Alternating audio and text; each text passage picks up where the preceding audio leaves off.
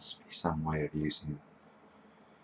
Whenever you find something like this in one of these puzzles, we've found over the weeks that they tend to be fairly linear. I mean, maybe that's just the way I tend to solve them, but when you find something very interesting like this, it normally leads to another interesting thing, or to a number, or to a solution. So the fact that this can't contain a 9 now, you can see that if we look at column 8, there can't be a 9 here either. So the 9s in column 8 are limited to these two positions, which 9, 9, I'm just struggling to see how that's going to help us. But then it sort of feels like it must be relevant to the solve. Let's take another look at row 1. So we need 3, 8 and 9 here. So this is a 3, 8 and then, well, okay.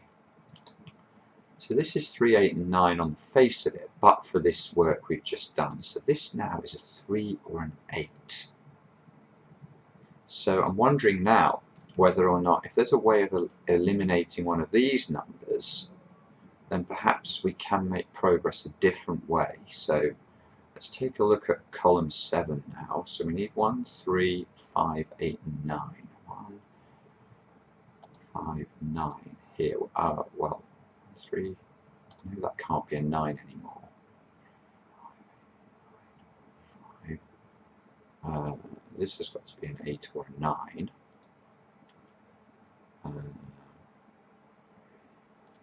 5, 8, 9 there.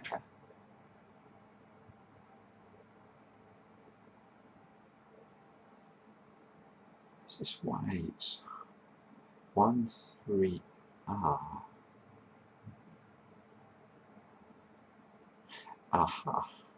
Is that something? So we've talked about Y-wings before.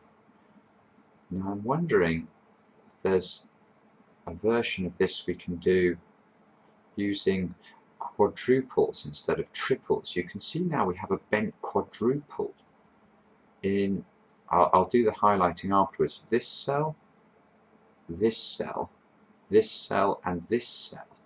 They are a quadruple on the numbers 1, 5, 8 and 9. So I'm wondering whether, I'm just going to check this box here. You can see this has got to be 1, 2, 3, 5 or 9. So there's an awful lot that can go in there. So I doubt that's the relevant piece. I'm wondering about this bent quadruple, and whether or not we can use this to tell something about this square here. Because if I can remove the 8, for example, which is what I want to do, then that would help. And I think there is. It's a similar piece of Y-wing logic, isn't it? In the sense that if you look at this square is an 8. That'll allow me to eliminate that 8. That's what I want to do. If this square is not an 8, this square must be a 1. And watch what happens then to the remaining 3 cells that we've been focusing on in column 7. They become a 5, 8, 9 triple. So if they are a 5, 8, 9 triple, there cannot be an 8 in this square. So either way, whatever we pick for this square, there cannot be an 8 in this square. Now that ought to be helpful. Now eliminate the 8 here. That forces this to be a 3. Now I'm hoping, maybe hoping against hope, but I'm hoping that's really going to help with the solve. So now you can see this square here must be 3 in addition. Let's take that out. 1, 8 double along there. Oh, this is just brutal, isn't it? So this square here has to be a 1 or an 8. As a result of all the work we've just done.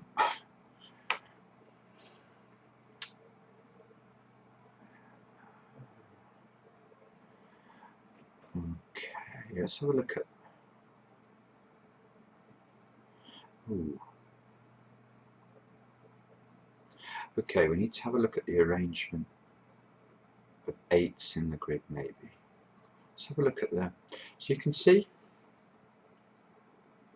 could be an 8 here, could be an 8 here, just looking at row 5. So that's in columns 1 and column 6. Now the possible positions of an 8 in row 6 are column 6 and column 7. So we're looking at, I'm very interested now in columns 1, columns 6 and column 7 so far as the 8s are concerned. Because if I could tie the 8s to the same positions in row 9, for example, then I would have a swordfish on 8s, which would allow me to eliminate this 8 from this cell here. Now we've covered swordfishes. There's a video we've done before which talks about the principle involved in swordfishes. But just as a quick reminder, it's just an extension of the X-wing principle. To some of you, I appreciate I might be talking code at the moment, but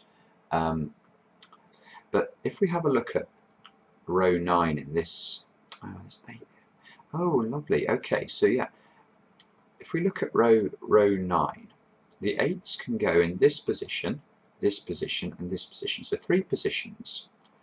Now if the 8 was not in this position, we would have a perfect swordfish on 8s in rows 5, 6 and 9, and that would allow us to eliminate any other 8s that appeared in the columns that our swordfish was appearing in. So let's just remind ourselves how that works. So I'm going to just change to big numbers here just to illustrate the point. So the simple fact is that whichever way round we are to select the 8, so let's say we decided this was the 8, the 8 can only go in one of 2 positions in this row, let's say this was the 8, what would the effect of that be? Well, the effect of that would be, this can't be an 8, that's going to force an 8 into this position, which is going to force an 8 into this position. Okay, so that's one arrangement of 8s. Now, if on the other hand this is not an 8, then we know this will be an 8, this would be an 8 here, this would be an 8 here, and now again looking at the bottom row of the grid, you can see that's going to force an 8 over into this position. I'm ignoring this square for these purposes. Now, so we've shown that either way round, in terms of the way the swordfish could present itself, it would not be possible for an 8 to appear in this cell. This cell could not contain an 8, because either this is an 8 or this is an 8. Therefore, this cannot be an 8. So, now, what we've got here, though, is a subtly different arrangement, because we've almost got a swordfish, but unfortunately, in this square here, this little square here, we have the possibility that this could be an 8. So it ruins our perfect swordfish arrangement. But it enables us to ask ourselves a very simple question. If this square is not an 8, if this square is not an 8, we know there is a swordfish on 8s, and we know we can eliminate the 8 from this square. If this square is an 8, then I can eliminate an 8 from this square. So either way around, whether or not the swordfish is true, I am able to eliminate the 8 from this square, which is a beautiful piece of logic. So this cannot be an 8.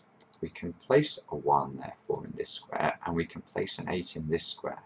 Now, you have no idea how much I'm sincerely hoping now that that is the critical step that will allow us to solve the puzzle.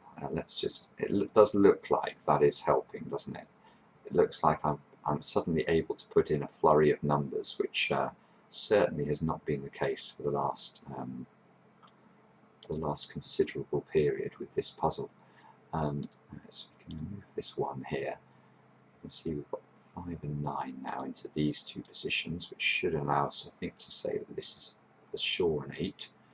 Let's put that in. That must therefore be a 9.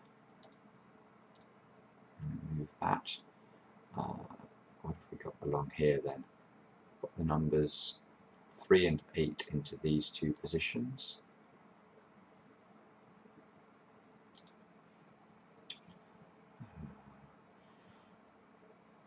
This can't be an 8 anymore, so this has to be an 8 in column 7, 8, 8, 9, like that. See, that's a 5 or a 9. 5 or a 9. 5, 9, 5, 9. Lots of 5, 9 pairings around the grid now. 3, 5, 9 across. Oops. It's 3, 9. Can't be a 2. 5, 8, and 9 into these squares.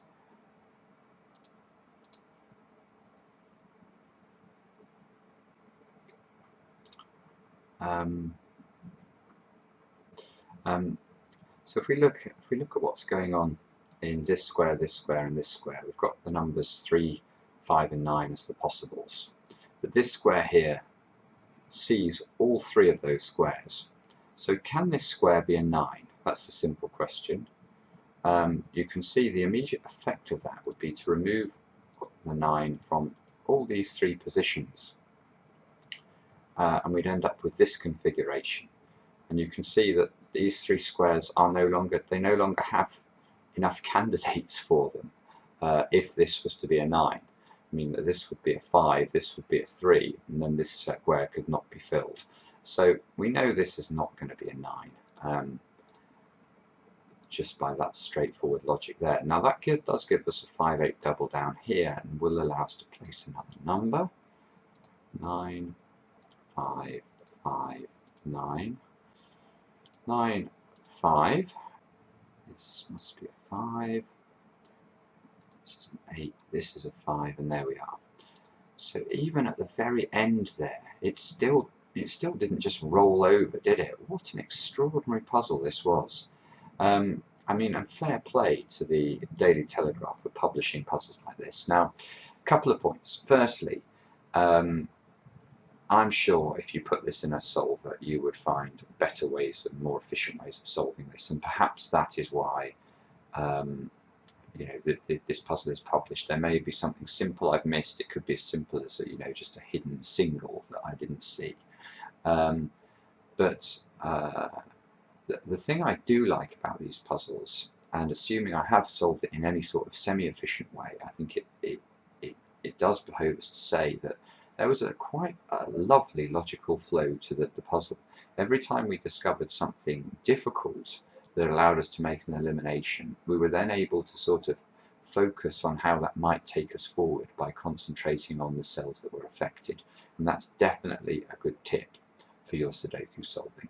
So, a long video, I'm afraid, caused by the fact this was a difficult puzzle, but we've covered a lot of techniques in the video today. If you enjoy the channel, please subscribe, and we'll see you again soon on Cracking the Cryptic.